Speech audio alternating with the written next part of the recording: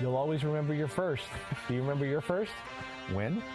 Yeah, win. Where were you going with that? Yeah. Don't be such a pervert. I'm just thinking about football here, Paul. Of course. I wasn't trying to lead you down some perverted road or something. Jeez. Oh, yeah. Paulie B's face is already red. He's already embarrassed. He hasn't said a word yet. Oh, that was a good one last week. That was a layup for them. That was too easy. That was. That's an obvious intro. No doubt about it. Well, wait. We started it off last week with that, or early in our pod with that conversation. Yeah. And then we ended it, which is what I was hoping we were going to start today with. What happened at the end? You had to go to the bathroom. You had to pee. You had your old man bladder. It has to go Over every an hour. 40 minutes. It's a long time. It felt like the pod was done. Yes, it was. It just kind of hurried it along. I appreciate the openness about it. Like, I got to go to pee. Are we done? Yeah. I did not pee sitting down, though. Okay. You would have been disappointed. Well, you can't pee sitting down at a place of workplace. Too many germy butts on these seats. Only sit down to pee when at home, when you know the identified butt cheeks that have been on that toilet. See, I don't know if you'll provide a better nugget the next hour or hour and a half, however long I'm able to sit here. I don't think so. Yeah. You know, I don't. Good games yesterday, though. Good games. Lots of good games. I mean, last night's game, holy cow, that was unbelievable. It was fun. Was it ever going to end? You know, that was what I was worried about because I'm like, I got to get up at 5:30. It's almost 12:30. Can we hurry up? And that forced me to go to sleep when I thought it was over. Right. Like, late in the fourth. Yeah. Well, it looked like it. They're kind of hanging around a little bit. I'm like, nah, there's no way. You go to bed, you wake up. Overtime, what? Yeah, I know. How'd that happen? I know. Yeah. Well, we'll get into that. We're going to break that down. Early. We're going to break down Tennessee, Pittsburgh. That was another great game from yesterday. And we'll hit every game like we always do. Little news, nuggets, all that stuff. Anything we don't get to big time, we'll hit for what the happened Wednesday. And we'll see where it goes from there. So go ahead. You drive the car now. And speaking of the Seattle and Arizona game, yeah, you opened it up as you always do for the homies to pick out one game. Right. We knew we were going to do Pittsburgh, Tennessee for a deep dive. Yeah. And full disclosure here, I voted for 49ers Pats. Yeah. For the deep dive. Well, I got no problem with that. I would have liked to have watched that too. That will be on Wednesday for sure. I am going to watch that. I feel like I could tell you a lot of what happened in that football game regardless, but it's still a shock. Oh, my gosh. To see, such an ugly watch. Right, to see the Patriots get dominated like that. But when you have Russell Wilson and Kyler Murray, it just they're just two hot topics on social media, and you can't deny them. Homies way agreed. 61% wanted Seahawks-Cards. So I was one of the 20.9 in the San Fran, New England. I'll listen to you on Wednesday. Maybe I'll go a little bit longer on the Patriots Niners section here that comes up a little bit later. Yep. But NFC West, let's kick it off there. Yeah. Stat, first game in NFL history where both quarterbacks passed for 300 yards and also rushed for 50. I said that it was an ugly watching the Pats and Niners. It was so much fun to watch this game while I was awake. It was. Right? Well, I mean, it's just what those quarterbacks were doing. Yeah. And I wanted to start out, I just jotted this down. Since we started with that number, compare their styles. Right. Compare Wilson with Murray right now, and then we'll dive into the particulars of how it played out. Yeah, that's actually a really good question. I'm glad that you even asked that. And I haven't thought about it a lot, so you're catching me off guard, and it's going to be totally my raw answer here. But that's good. There's a lot of similarities, no doubt about that. You know, they have the ability, of course, to be pinpoint downfield throwers. They can get the ball out of their hands quickly on short passes, screens, all those type of things. They have the crazy ability of being able to look at read 1, peek at the pass rush just a little, look back up and look at read 2 and 3. Oh, wait, they're not open. Let me look at the pass rush one more time. Am I okay? All right, let me move. That's where they're really special. They do look at the pass rush. Where we would get on other quarterbacks no for doubt. that. Right. They do stop and kind of glance down. They do, all the time. And, then, you know, there's probably 2 or 3 plays every game where each one of them I go, ooh, that guy's open. But you can't have it all. Right. You know, I mean, there's also 10 other plays where I go, nobody's open, and look at the magic he made because he looked at the rush to avoid people and then found people downfield, right? So, there is some of that, certainly. I guess what I would say more is Russell is a little bit more of a scrambler or just the reader of a defense to how he reacts in running the ball. Like a few times late in the game, he had a few scrambles where he knew it was 2-man, and he went, they can't, I'm the 6th receiver. There's nobody here for me. So he said, set hut. He let them go out for a second, and he just took off. Like Kyler Murray, I don't think would do that yet. I think Kyler Murray would still sit there and go, wait, I'm going to try to throw the ball, and then okay, if I don't see something, then I'll try to start looking at the pass rush and make a move and dart or do something like that. That's where they're a little different. Or the fact that Kyler Murray will call some game plan design runs for himself. I guess that's where it's a little different that way, but still very similar. I hope I answered your question. Yeah, no, that's a good one. It's the first thing that came to mind just because those are two guys that are really, you wouldn't compare Murray to anybody except Wilson and vice versa with the way they're playing in the pocket. Right. And they can escape pressure and still be really good in the passing game while being a threat to run. Is Murray ever a number 1 pick in the draft unless Russell Wilson has the success he has? I don't know. I think there's that's a good conversation to have. I mean, it is. I think Russell Wilson eased everybody's pains when it came to the 6-foot type quarterback. Yeah. You know, I think he broke the mold for Baker Mayfield. And then they went, oh, Baker Mayfield's okay. Yeah. Well, we can go 2 inches shorter with Kyler Murray. Okay, he's good too. Yeah. And I think that's where they have a little bit in common there. Too bad someone didn't do that for Charlie Ward back in 1993. Oh, I know. Yeah, Think well, about it how was many a different guys, game, right? I know, right? He just got unlucky. I think about that with our buddy Doug Flutie. I mean, he playing football now.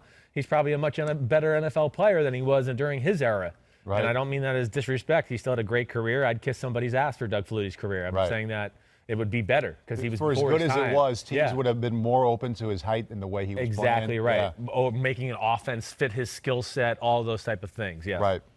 Let's get to the first social media question. Noel Hall. Right. I need a quarterback's insight on how Russell throws a couple of those picks, really 3 picks. Yeah, we'll get into it. Very much not like him. Right. No, not like him. I mean, it's shocking when you see Russell Wilson make those type of mistakes. So, let's get into it. The first one, right, is the in the end zone. Which I thought was the worst one. It was the worst one. I mean, it is bad. I don't know. We'll get into it. The one a little later is bad too. Yeah. But I think the first thing I would talk about is, first off, they're trying to catch the Cardinals off guard.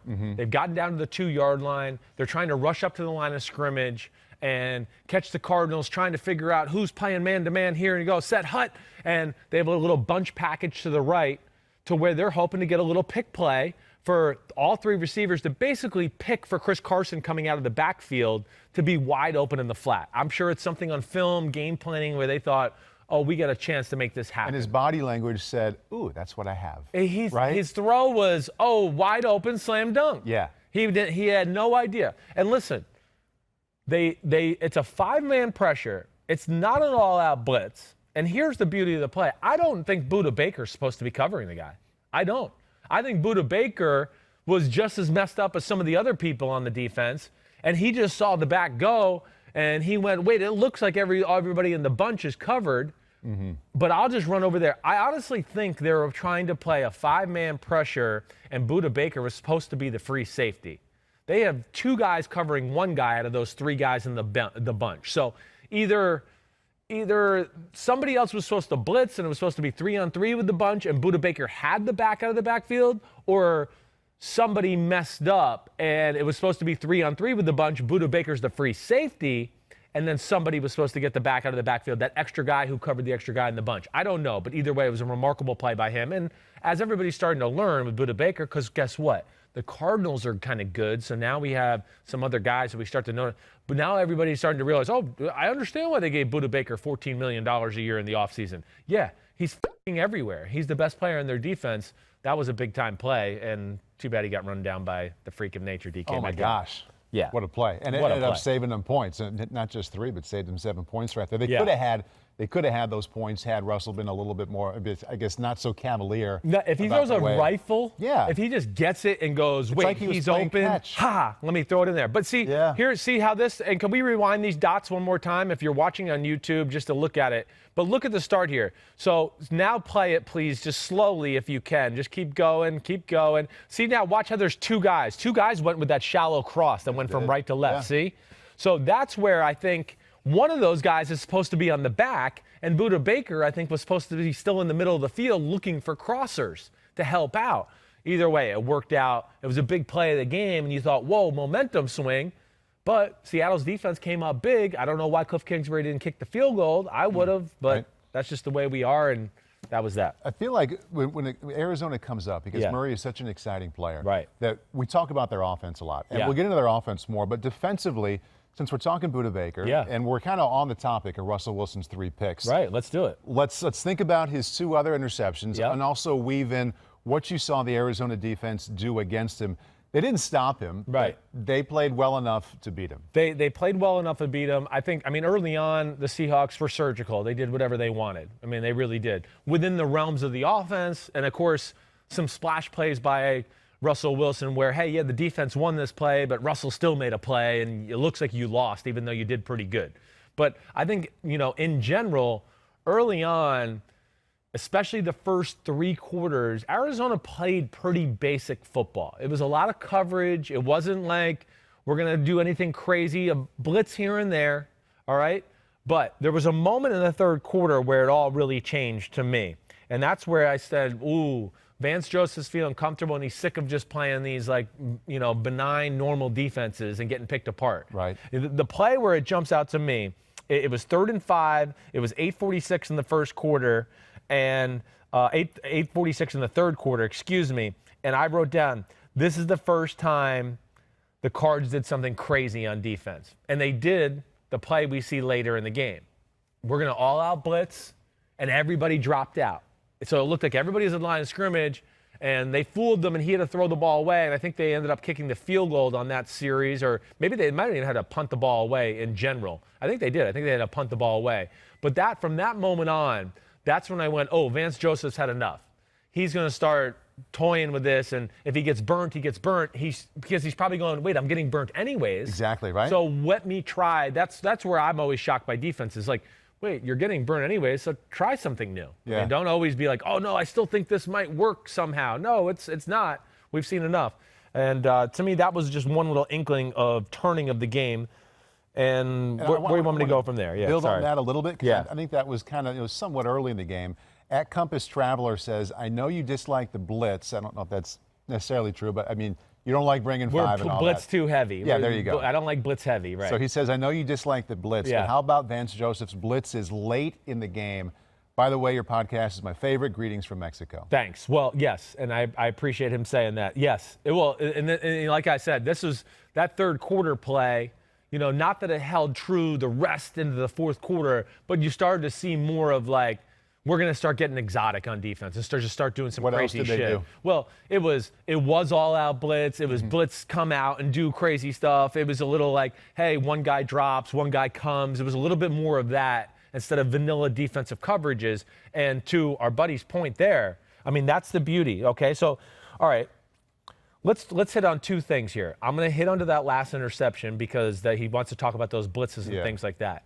But before we get to that and those 2 points, Russell Wilson, great. Lockett, great. Where was DK Metcalf? Another question we have. Where was he? Right. Well, and that's the big question. Now, to me, this is where Russell Wilson and Brian Schottenheimer, they're wrong, and this is where they messed the game up.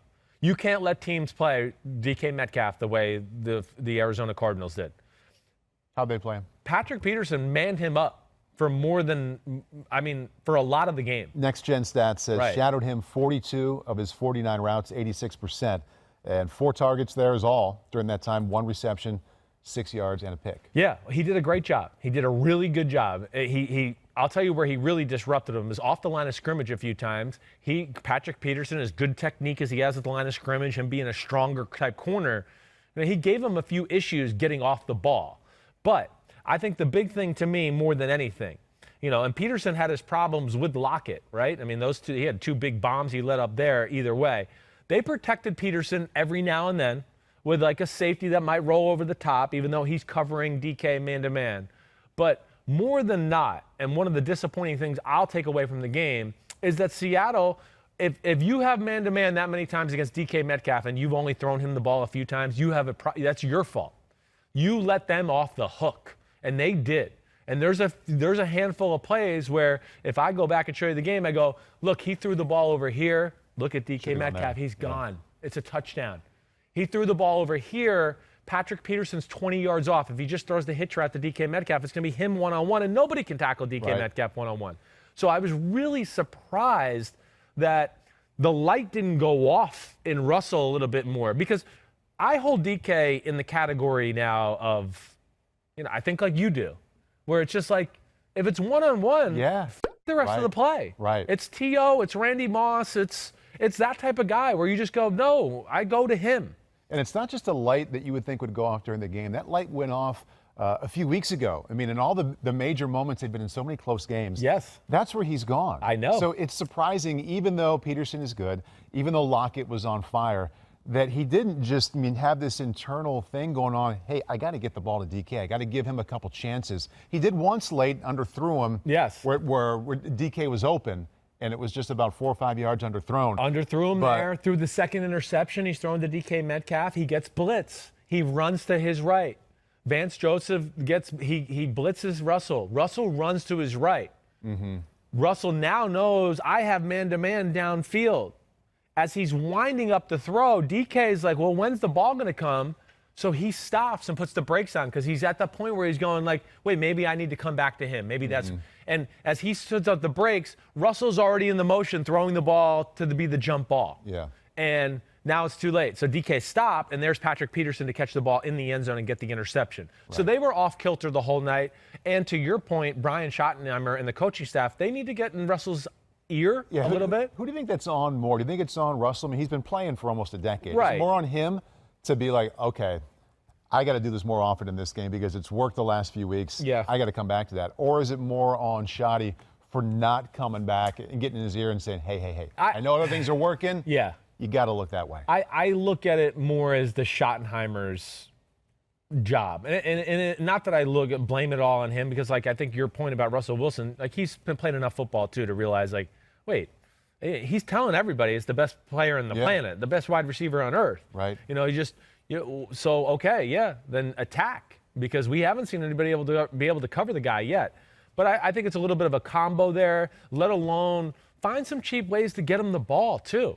You know, why was it 10 minutes into overtime before we threw him a wide receiver screen? Yeah. You know, he doesn't get speed sweeps? I mean, we got to get him the ball other ways then, if that's going to be the case, let alone they could have just played my guy's better than your guy, and we're going to go one-on-one outside. And that, to me, was where I was disappointed. They have this season leading up to it. They have done it. That's where it was shocking. Right. And maybe they got lost in the Lockett matchup, and he kept seeing Lockett on Kirkpatrick, and he thought, ooh, I like this. Mm-hmm. And it was working. I mean, 15 it was catches, working. 200 yards, touchdowns. You don't see that very often. No. How about his third pick? How about the third interception that he threw? So now this goes to our buddy in Mexico, I believe, who asked the question about the blitzes late. That was, let's see, Compass Traveler. Compass Wants Traveler. to know about Vance Joseph's blitzes. Vance Joseph, I mean, he started with the head of Russell Wilson and Darrell Bevel. I mean, he really did. So here's the last 4 plays of the game are all-out blitz, all-out blitz,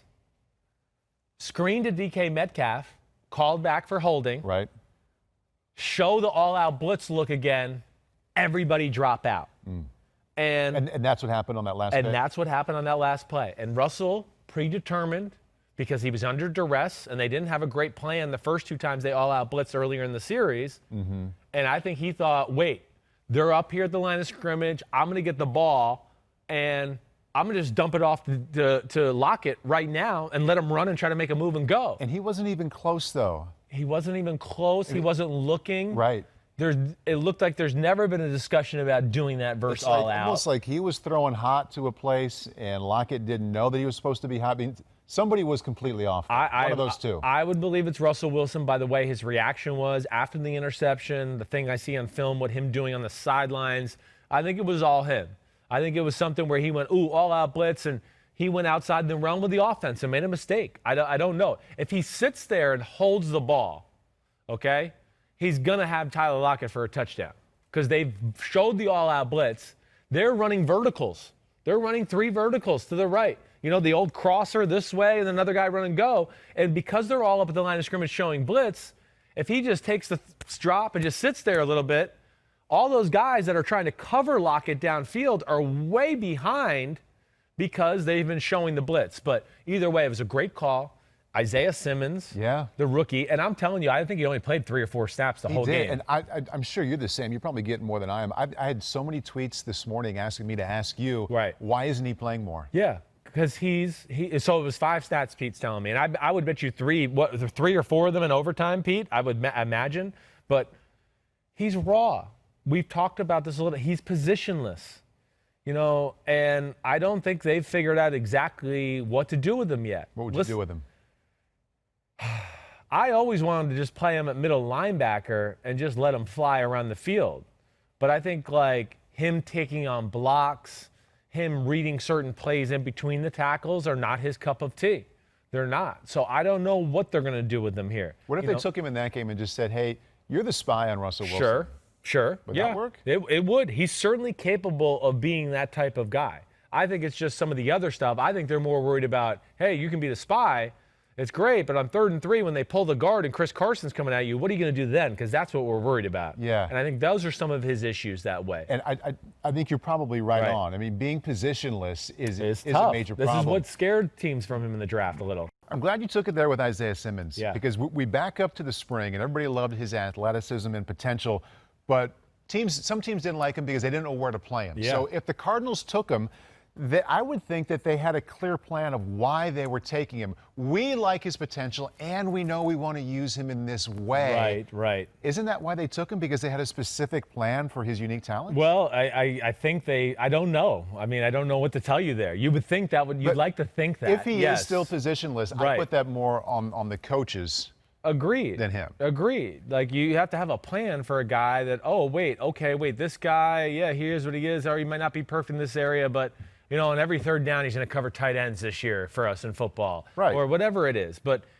right now, he's a freakish athlete. You see him when he's on the field because there's just not a lot of people standing up that look like him. But I think it goes back to a little of the Clemson stuff, a lack of physicality.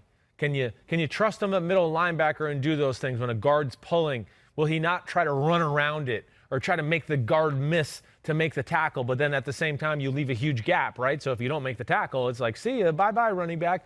I think it's probably some of that scares them more than anything. Clemson, it was cool in how they used him and all that, but at the same time, it did a disservice to him as well because he never really got to hone in on one thing and go, wait, I got to get better at this. Wait, I'm good at this. I need to improve this if I'm going to play this position. It was always like, hey, you're a middle linebacker this play, you're a defense end this play, you're outside linebacker this play, you're back at safety. Hey, we got you a corner now. And you're up 38-3. And nobody really cares. Anyway. Exactly right. Yeah. And more times than not, he was playing against people that, of course, he's athletically more gifted than. So obviously there's some rawness here that they're going to have to find their way with him. And we talked about, before your ear blew out there, Hassan Reddick is a similar guy for them a few years ago. Not as maybe multi-positional coming out of Temple as Simmons was, but nobody knew where to play him in the front. Is he a middle linebacker? Is he outside linebacker? Is he defensive end?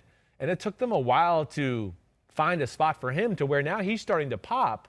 But it makes me, I guess what I'm saying is I'm actually shocked that they took Isaiah Simmons because that one has been a shaky experiment to this point. Up to this point. So we'll see where it goes. Up to this point. Hopefully it plays out where they can find a home for all that potential that he has. Still early. I would think he could be a George Kittle cover eraser type guy. Something. And again, I come back to I'm sure they had a plan. I'm sure they had a specific thought. We just haven't seen it yet. Victory lap. We like to let you do this a number of times. Baby. On Monday. So let's start here with Tyler Lockett's first touchdown. Did you say on Football Night in America that the first touchdown of the game would be scored by Tyler Lockett? That's just what I do. I just look at my crystal ball and I say, touchdown Tyler Lockett, and it happens. When it happened, when he hauls that in, are you at home or are you watching here in the studio? No. So this is, I'm at home. Okay. So when the show gets over, I jump in the car. I have the game recorded. So I'm behind, right? I usually get home and it's about 8:55, 9 o'clock, and I'm a significant amount behind. I happened to look at my phone last night. Yeah. And I had a text, and I usually don't look at my text, but I saw Jack Collinsworth, and I looked, and he said, good call on the Lockett TD. And I was like, oh, there, why did I look? I was like, all right, I guess the Seahawks are up 7-0. Yeah. So is it like you stand up and fist pump? Are you all excited? Or you're like, no. Whatever. Yeah, it's whatever. I don't look at it like that. It's a total guess. Of course it is. And I was coaxed into it a little bit because. Who coaxed you? It's Matt Casey, producer, right? Because he was like, all right, we want to do first touchdown tonight, but can somebody pick somebody other than DK and DeAndre Hopkins? And I said, okay, I'll do that.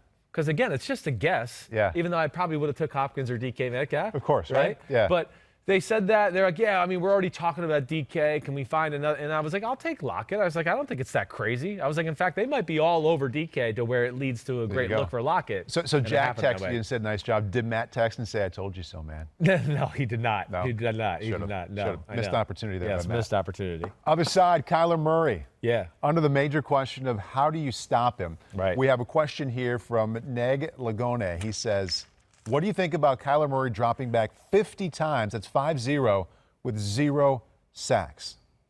I mean, that's just one example of what I said to you kind of in between being live here and being off, that there's nobody in the league like him. I'm not saying he's the best quarterback in the league. No, I get you. But there isn't really a comp. No, there's nobody that can put pressure on you within the drop back pass game, scramble, quarterback design run, quite the way Kyler Murray can do it right now. Lamar Jackson certainly can put you in some binds, but he's not the passer that Kyler Murray is yet. But yeah, I think that's very fair to say as far as his skill set is special. It is. It's in lightning quick release. He can push the ball down the field with power, as we see, and then he can just do stuff that, nobody can. Why doesn't he get sacked, though? I mean, other super elusive and smart guys end up getting sacked. Nobody is elusive as he is. I mean, this is about as quick as feet as they come. I mean, Lamar's really quick. I don't think Lamar's as shifty Barry Sanders-ish quite the way Kyler Murray is. Lamar's a little bit of like, and then he just flies to a spot, right? He kind of gives you a body shake, and then his feet move real fast, and he plants one, and he goes. Right. Kyler can really give you the, breakdown, Barry Sanders, which way am I going? And then he reaccelerates, and you can't keep up with that.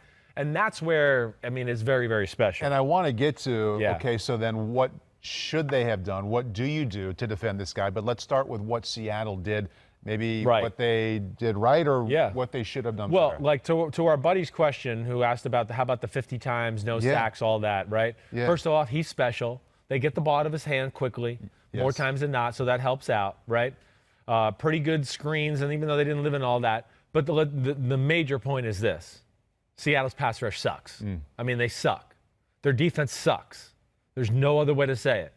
And, early on, Seattle took the approach, really the whole game, because Seattle doesn't have much choices. They don't. And one of the things I wrote in my notes, and let me just get to it here just so I don't mess it up, but I just wrote it's a bad combination. No pass rush, can't play man coverage, and then you got Kyler Murray. That's a bad formula. They'll never be able to blow out Arizona. Never. When they play them later in the year, it'll be a close game. There's a reason he's 2-1 against them, because this defense does not match up well with him. And they spread the field and make it hard on you that way. Early on, they did a pretty good job. They did the old Tampa Bay Bucs defense. This is what they did. Tampa 2, Michael Vick. This is what we did in Tampa. We had the best success against Michael Vick. Rush 4, drop 7, play Tampa 2. All eyes are in zone, right? You're not looking in man-to-man. All eyes are on the quarterback. You see him break the pocket. Let's start to rally and tackle, right? That's great when you have Derek Brooks and Simeon Rice and Warren Sapp and those guys, because, they can pursue. You could put an extra guy on the field for Seattle, and they still wouldn't be able to tackle him. They got nothing there. There's nothing. This is where they miss Jamal Adams that way.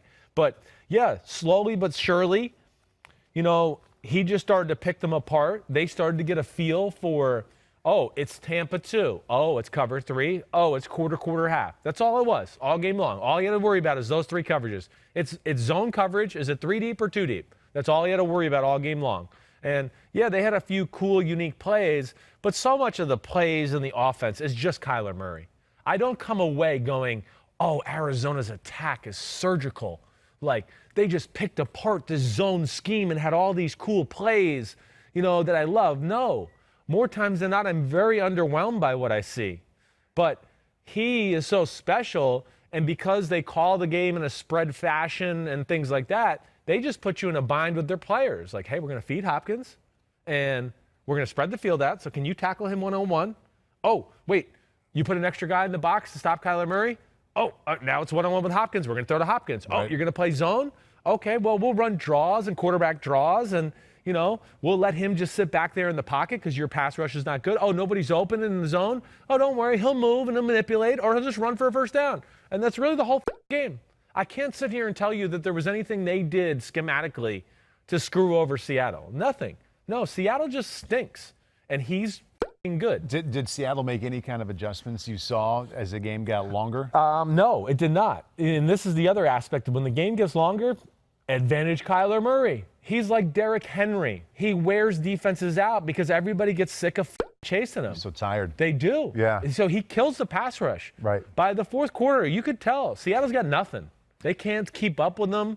You know, there's plays where it's over and they're all like. He may also kill his own team that way. Yeah. Interesting question here from at McTavern. He says, why do we always hear about defenses getting tired, but not offenses? Don't they get tired too? Well, they do. They do, but they're playing from the position of power too, and they know where they're supposed to go, where the defenses react. And that takes more energy away, right? Mm-hmm. It takes more energy to, have to just follow a guy than to be the receiver and go, wait, I just got to run 10 yards and out. Right. The guy covering him's, I got to worry about the out. I got to jam him. Oh, wait, he might run deep. Oh, no, he's got to. It's just a more intense way. So, yes, that wears on you as it goes. Now, do they have to be aware of that a little bit? Okay, yes, but you could cheat offensive plays off, too, to help people, right? Oh, here's a wide receiver screen. Hey, O-lineman, take it easy. Mm-hmm. Their defense still got to pursue and go get them, right? Oh, it's max protect. I'm going to just throw a little one-on-one fade. Okay, nobody had to work that hard, but the defense had a pass rush, and they still had to cover. Mm-hmm. So that's where I hope I explained that the right way there. If you could give one piece of advice, one area where you would like to see Arizona schematically, because it was a fun watch, but it doesn't sound like you're too impressed with what they're doing. No, I'm not as of late. I'm not. One piece of advice, not 10, just one to say, do this better. Like incorporate this. I would like to. He got under center at the end of the game a few plays last night. One of them, he had a big play action deep cross. Like one of the things I wrote, I go, if they're underneath center, something's up. Yeah. They're trying to gash you. They don't go underneath center unless he's got some game plan extraordinary play. That's the one thing I've realized. So when he's under center, I go, they're going to take a shot and play action. Mm-hmm. It's going to be some type of boot, or it's going to be a crazy screen. That's all they do when he's under center. So I just would like to see, I think, more of that.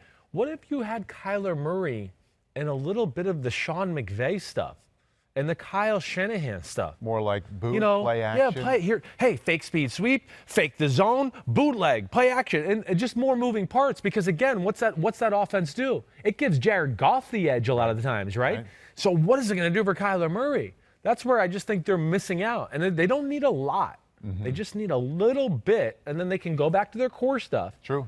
But that to me is what I would like to see a little bit more of. And in one way, this isn't a fair question because you can't just judge him based off of pure pocket passing because he adds so much and it's such a difficult preparation and execution. But strictly as a pocket passer, as you think about it, and you hope to see a little bit more of the basic play action drop back, let him throw from in there from under center. Right.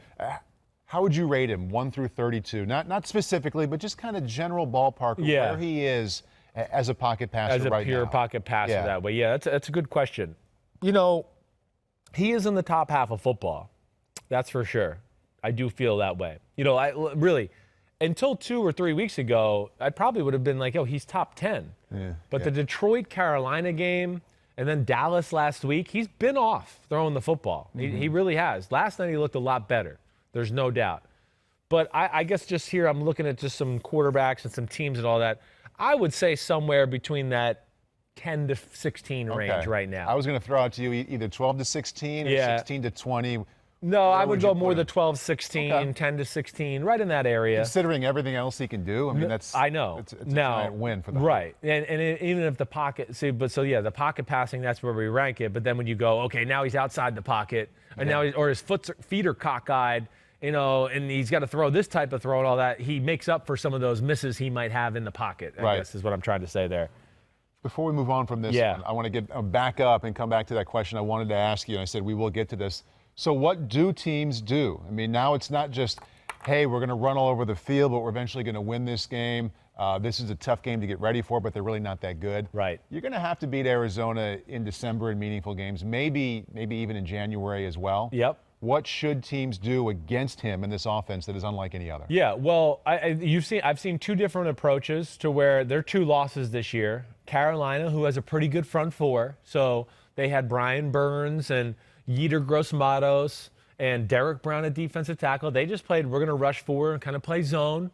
We're not going to over-rush you. We did what me and Coach Dungy talked about on Football Night in America last night, the mush rush, right, where it's don't fly by him and open up these huge holes so he can step up and then we're screwed because he can turn on the afterburners and run for 40 or throw a 40-yard bomb. So I think it's more of that type of stuff that you have to be really cognizant of that. And you have to have some athletes up front that are going to be able to contain him. Right. Detroit played man-to-man, rushed 4, mush rush, same thing, where they never just went pin your ears back, go get them, and who gives a shit about everything else. No, it was always a controlled rush with a 5th guy hovering around the line of scrimmage.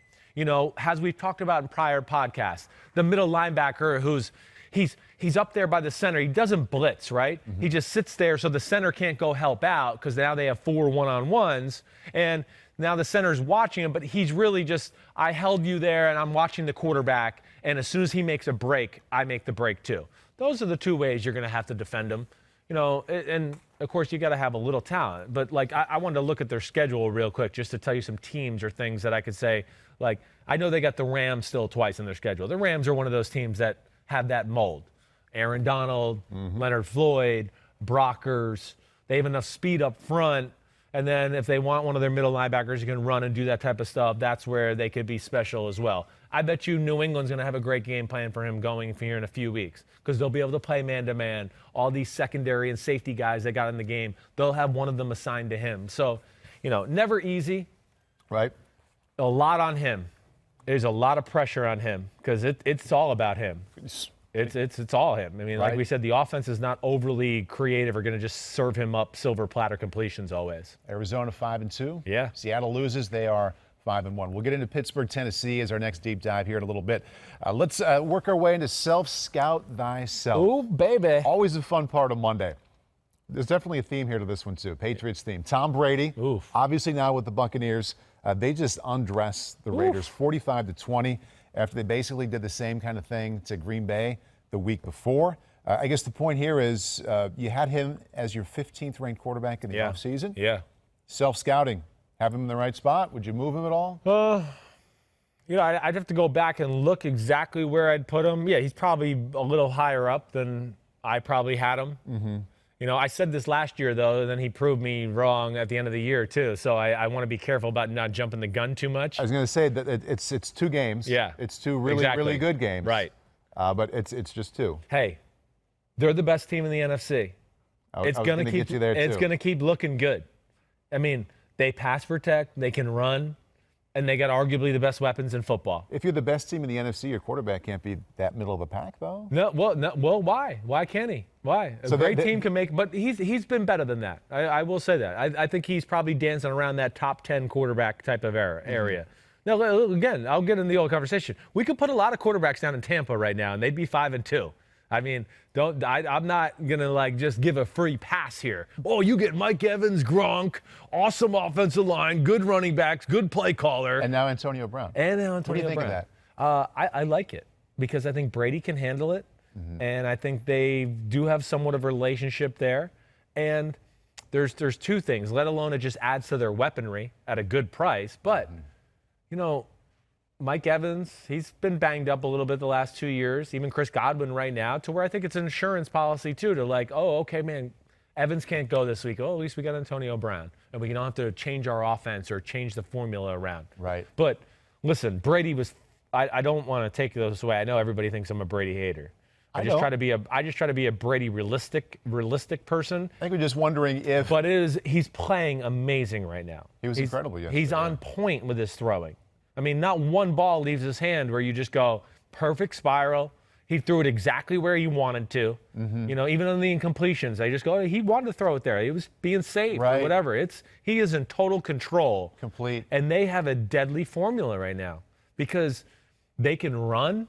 They ran the ball a little early, and I think the Raiders were like, oh, shit, because this is what the Raiders have a horrible front seven. Right. And then that made them have to kind of load the box, and then he just started Gronk downfield, this guy downfield, zoom, zoom, zoom. Yeah, now Gronk's in. I mean, 5 Gronk catches each of the last 2 weeks. And all these quarterbacks who are playing well, they all have their own way of doing it. But when I've been watching Brady the last couple of weeks, so many times it's like you watch for a chunk of plays, and he just has this command, like you just get this feeling that he's thinking, I know what you're doing. Yes. I know where I'm supposed to go with the ball. No doubt. And he's in this rip of time now where he's putting it right where he's supposed to put it. Time and time again. I think you're right. I think right now they're like they're invincible. I think like the way the aura they put out. I feel like they're walking on the field like you can't beat us. We're good. Right. You know, they have something about them. I think every time he comes out on the field, he's going, we're going down the field for a touchdown here. You guys ready? And I want to bring that back to the Antonio Brown thing because I know a lot of people like it, and it's easy to be like, sure, hey, they're already good. This only make them better. Yeah. But there's also if it ain't broke, don't fix it. Yeah, if you are the best team in the NFC, why run the risk of bringing that in and maybe throwing it off a little bit? Yeah, well, I think it's still keeping the big picture insurance policy of, wait, we don't want one injury to hurt our Super Bowl chances, which I don't know if they necessarily would. But I think ultimately, Brady's just been in their ear constantly. Bruce Arians could talk about Tom Brady had nothing to do with this. I mean, that's the biggest bullshit. I threw the challenge flag last night on that bullshit. There's no way. Of course, he's worked Bruce with it. Jason Light came from New England. I'm sure he's worked Jason Light with it. You know, so I understand it. And here's the last thing. Yeah. You know, obviously there's a relationship between Brady and Brown. Bruce Arians, even though he was steadfast in not wanting to bring AB there all offseason, I mean, he's got a great way with personality players and teams and things like that. So I would think of all coaches, he'd be another one that you could say, oh, he can handle it. And then the last thing where they really have the grace of God on their side here, this is it. Antonio Brown, you f***ed up, it's over. So you're going to get the best behaved Antonio Brown ever in the history of Antonio Brown. He's going to be back to like 9th grade Antonio Brown. Like, I'm a goodie too. Like, he's gonna.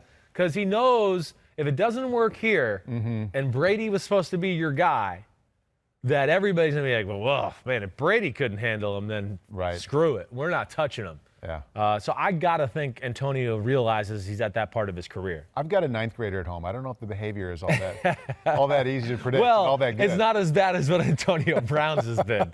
We could go through some of the things he's done, and I don't think the young Burmeister's done that to anybody. Fair enough. Yes. Okay, but back to Tom Brady's old team, the Patriots. Oof. Unbelievable. And just the eye test of watching the Patriots. I mean, if you hated the Patriots the last 15 years, I'm sure that you're enjoying this. But just as a fan of the NFL and offensive football, you would first want to turn away, and then you're like, I gotta watch more of this. Is it really that bad? And there are a lot of ways to look at how they've failed the last couple of weeks. And again, it's only 2 weeks. Right. But they've had 20 possessions and had 1 touchdown drive. Oof. 1. I know. What's going on with Cam Newton? Well, he's off. There's no doubt about that. You know, last week against Denver, they did some good things on the offensive side of the ball. I know we hit on it. You know, they usually had some self-inflicted wounds that hurt those drives. I certainly wasn't expecting the showing I saw yesterday out of New England. I picked San Francisco to win the game. But this is a tough matchup. 33-6. Yeah, that's domination. And it really wasn't even that close. No, it wasn't. It wasn't. I mean, it could have been 56-6 if Shanahan decided he wanted it to be. But I think the thing that I would take away more than anything is, you know, and I brought this up before, it's a bad matchup for the Patriots. The Patriots match up better with a team like the Chiefs than they do the 49ers. Why is this a bad matchup? And Pete's texting me. He wants me to look at it, so go ahead. Yeah, because it's a bad matchup because the 49ers are a run-first-centric team, and Shanahan's the run genius of football. And the Patriots on defense are built to stop passing offenses. And this year, especially with some of their COVID-19 and opt-outs, they don't have enough big people in their front seven. What Belichick has been trying to do to offenses, and this is what I was saying all last week on a podcast and when I picked the game, he tries to scare you out of runs with numbers, right? He's got all these secondary guys in there. Hey, look, there's 8 guys in the box. You'll want to throw against this look. And then they drop out, and they're playing man-to-man with looking for crossers, and all of a sudden you're like, oh, wait, they had all these guys in the line of scrimmage, and now they're playing coverage, and we went to the pass play. That's what they want. You know, what you got to do is go, oh, okay, we're outnumbered in the box. So what? That guy's 195 pounds. That guy's 205 pounds. Our right guard can block both of them with his right arm. And Shanahan, I think, made a note of that to go, I'm going to stay with the run and not be scared of that. And they pushed them around. And New England has to play a certain style of football. They need to be able to run the football and throw the ball just here and there. Yeah. Get a lead, and then let's Bill be creative on defense, and they can play their coverages and all that type of stuff. Offensively, what would you put at the top of the list as their biggest problem? Offensive line injuries probably is number one so over the O-line last up few front. weeks. And then probably COVID-19 Cam Newton is number 2. Him missing 3 weeks of football is his rhythm up. Yeah. And then been the same since. It looks like everything about his throwing motion hurts him. Like Yes. Looks like he's laboring through it. It's a lot of work right now. He's got into the he gets into this almost once a year his whole career, because I'm Johnny quarterback and I like to watch these things, but where his front shoulder gets way high in the air, and I'm going to do it lefty, okay? So but it's like this. You want to go on that one? It's like this, right? And every throw is here, and it's, I got the ball right here. And then if he wants to throw here, okay, here he goes to throw it, and he steps over here and twists and throws it like that. And I just go, man, that's a lot of work to throw the ball 10 yards. Yeah. Or throw the ball accurately. You're not going to throw the ball accurately Not that throwing way. the ball that accurately. No, and he's been off his game that way. There's a lot of narrative out there during the game. Yeah. The halftime shows. I know your dad was talking about it with Boomer, saying, well, it's not like he's missing open people.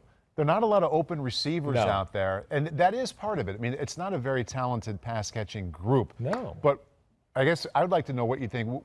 What's more? Is it more Cam struggling, or is it more the people around him aren't getting open? I think it's... And I know it's both. Yeah, I but know.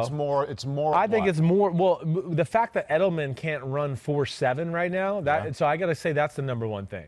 So N'Keal Harry can't get open. Edelman's the next best guy, and he can't run. He's not healthy. Right. So he's not separating from anybody. And then Cam is off. So it's just like a double whammy that way. But, what saved them earlier in the year is they could gash you with the run, gash you with the run, gash you with the run. Oh, we have all these cool run plays. This guy's going this way, bullying guard. Oh, Cam Newton's running the football. And that leads to some really good, easy pass looks. But when they don't get that rolling, they're just not good enough to be able to rely on the pass game right now. Yeah. Cam's not good enough, and they don't have enough, weaponry to make it happen right now. I thought Tony made a great point to Mike last night at halftime. He said, Bill Belichick is the best fixer in the history of the National Football League, or something like that. But he didn't know if he could fix what's going on now with only 2 wins. Do you see Josh and Bill fixing this? I do. I'm not fixing to say it to the tune of respectability, or to the tune of maybe winning the AFC playoff conversation. No, I'm not going to say they win the AFC East or anything like that. I think they'll have a say in this where we're in December still and we go, ooh, New England, Buffalo loses a game or two. New England could still steal the division. I do. Listen, they could have beat the Broncos. Mm-hmm. If Cam Newton's playing against Kansas City Chiefs, the Chiefs are in deep shit. Right? Well, it feels like a long time. I know it does, right? I know. It's such a positive. His COVID-19, but they play the Raiders. He plays great. He gets COVID-19, and he misses 3 weeks of football. And he's never been the same.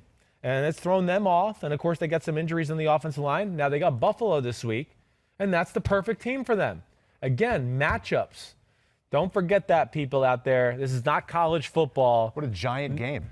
I know. And the Bills can't stop the run. Yeah, Bills all of a sudden don't look very good either. Well, they can't stop the run. And then the Bills, they can't run the ball. So they have to throw it every play. It's perfect for New England. Yeah. So don't be shocked if New England upset Buffalo this week. We'll talk about that next week. And you're going to look deeper into this game. Hopefully left a little meat on it for Wednesday. I know. I did. That was such base level. I can't wait to watch Shanahan with Bill Belichick yesterday. Yeah, you got it. Nobody does that. Yeah.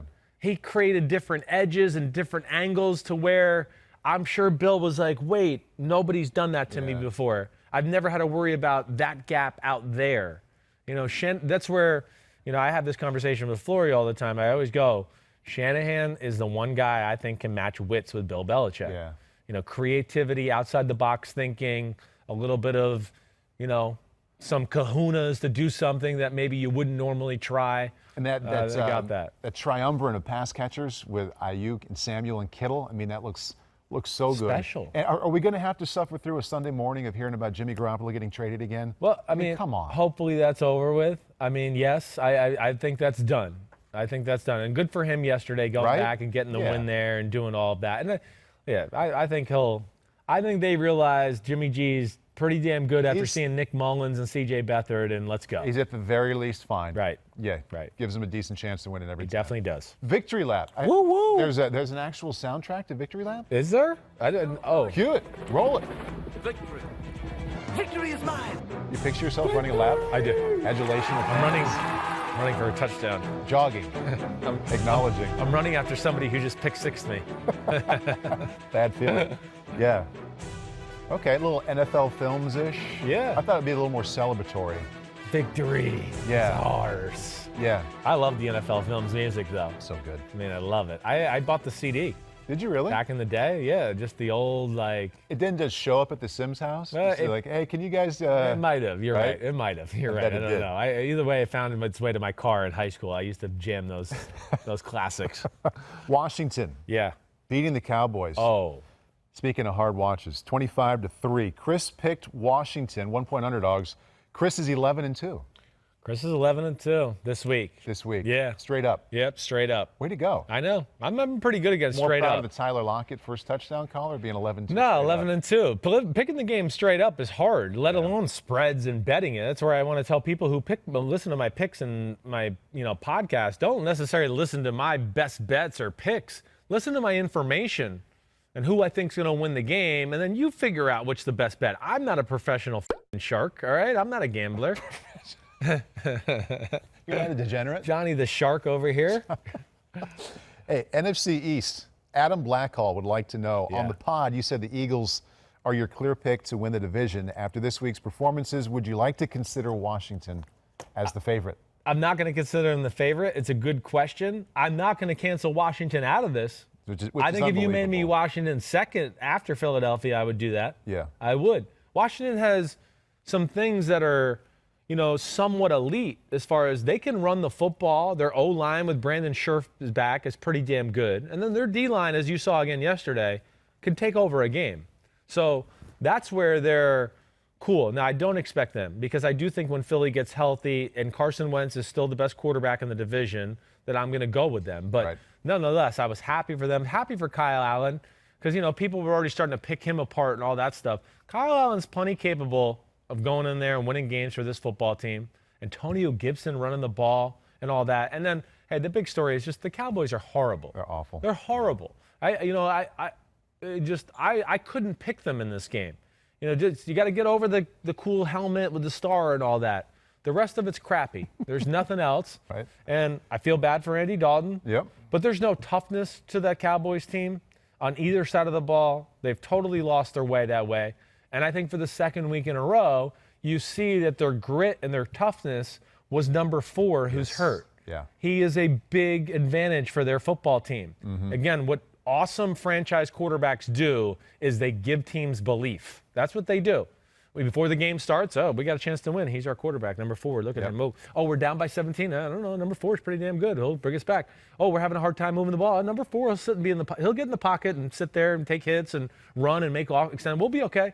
That shit's gone now. How does it look now, Dallas? How does it look? Sometimes that intangible feeling that kind of takes over a team actually shows up on a Sunday. Exactly and does. Now we're seeing the look wrong at side of Tampa it. and Brady. You see it. It's Same rubbing way. off, right? Yeah. Back to the Washington team, and Yeah. you mentioned they maybe have some elite traits. The Washington defense. You pick all the units in the very poor NFC East. Yeah. Washington football team defense, top of the list. I think if I'm going to take their D line, I think is definitely at the top of the list. I think their defense, as far as just being the best defense in the NFC East.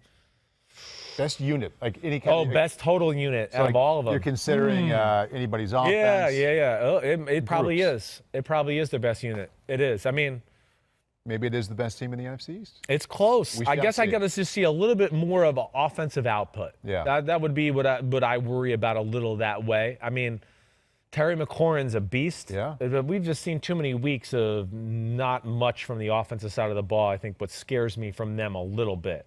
Another. But damn, number 4. I didn't realize they're number 4. I knew they were around Yeah, the top 10. good, But number 4 good, in I know. football. It Damn. gets a little bit lost Yeah. with the rest of the things going on there. Yeah. Another victory lap for Justin Herbert. Chargers knock off the Jaguars 39-29, and he's had some big numbers and impressive throws in losing efforts. And now it goes to a win. Does. I mean, I'll be interested to look at this game a little closer. You know, I think you heard some of my concerns a few weeks ago where I was just sick of the first down run, second down run. Hey, it's 3rd and 12, now make a big throw. Yeah. You know, it looked like me yesterday that they opened it up a little bit. I got to take, again, there's a lot of games going on, and I couldn't watch. This was not the marquee matchup of the day. Right. But I know every throw I saw the big guy make. Pretty good. It's pretty damn good. He's got superstar written all over him. Yes, he does. Let alone, you know, like we talked about with Russell and Kyler Murray, here's another guy who could, like, he can lead his team in rushing every week too. I know. You know, and that's where he's tough to defend because of that. So Herbert on passes 20 yards or more downfield against Jacksonville, 4 out of 8 for 144 yards and 3 touchdowns. That's pretty good efficiency on taking deep shots. At Jesse speed. Ken 22. Yeah. With a good question here. Is Herbert already a top 10 quarterback? Ooh. I'm going to say probably no, but I think he's probably flirting around that area. It would be fun to do a mid-season. It would be. I might have to. I mean, hey, listen, let's just go right here real quick, right off the top of my head. I mean, we know who the top 5 are, right? I mean, it's Russell Wilson, it's Rodgers, it's Lamar, Mahomes. Still have Deshaun in there? Deshaun's probably not. I think I've replaced him with Josh Allen at number 5 right now. I'm still going to give Deshaun probably a love for a great career to this point and being on a shitty team where he's going to be a top 10. Yep. All right. Who else are we missing here? Kyler Murray's probably a top 10. You know, we talked about Brady. I think he had Carson in there. Carson Wentz is right teetering on it. You know, again, I know everybody in the world is going to tell you Carson Wentz sucks. He's the best player on the field Thursday night. Yeah. He's the best player on the Eagles. You know, yeah, it's going to look like crap when you're surrounded by crap all game long. Every now and then when you're surrounded by crap, it gets on your arms and shit. So then you have crap on you. You got Big Ben probably in the top 10. He's right dancing around there. Stafford, so which we'll talk about in a minute. Yeah, but I think the big question is clearly has shown me potential to be a bona fide top 10, top 5-ish type quarterback for a long, long time. If you could have Herbert or Josh Allen for the next 10 years. Oh, man, you guys are killing me. I'm going to go with Josh Allen. That's my boy Blue, but I do love me some Justin Herbert. I do. Damn. One more victory lap, Matthew Stafford. How about that last play? Oh, and I forgot about Ryan Tannehill, too. Oh, he's got to be in the top 10. For sure. Yes, he's got to be. Yes. And it's also a deep tease for the deep dive we're going to do. We're getting there. Steelers-Titans. Yeah. So, Matthew Stafford, what did you think of him yesterday? Well, I mean, still a special arm. You know, some of the plays he made to Galladay. I mean, when Galladay's in their lineup, it is It's a lot different, isn't it? It's a lot different. It really is. Galladay, because Galladay is one of those guys that, yeah, he could just beat you with his pure speed or over the middle and get open, but he's also just one of those guys, oh, you're covered, nobody's open, let me throw it to Galladay. He'll go up and get it. You know, the catch he had at the end of the football game to put them in position to score the game-winning touchdown, you know, caught another unbelievable 50-50 ball up the left sideline earlier in the game. You know, he's really freaking good. Lions at least tough, gritty. 3-3. 3-3, and I hope they send a gift basket to Todd Gurley.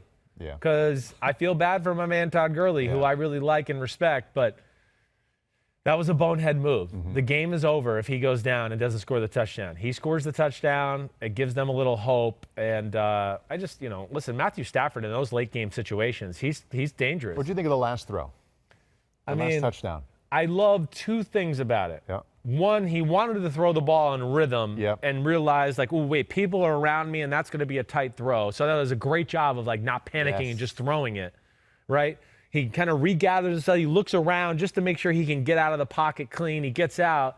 And then I love he kind of got low and just, like, walked it into his chest. He was like, I'm not going to mess this up. I'm going to get low and sidearm this right through your chest. Yeah. And, you know, who was that? Hawkinson that made the catch? Good for him because he had a bad penalty late in the game, too. We hear a lot about quarterbacks in the like the free agent season and the draft season about he can change platforms.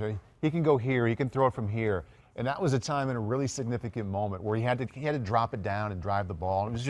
It was one little example. He does it all the time. He does. But he's it an was all-time such a big moment, changer, right? Yeah, he is. And And that was a threw a big perfect moment. ball. You're right. He's still got big-time talent. And this is another one of these guys that I go, I mean, he could be on another team next year. It just, who knows where he is. We could have a lot of movement in the quarterback, you know, conversation. But good for Matt Patricia, the Lions. They're in this thing still. 3-3. They are. Think they're better than Chicago? No, they're not. I won't say they're better than Chicago. But but I don't think Detroit's going to be an easy out. I don't. I think he's kind of got the defense going a little bit.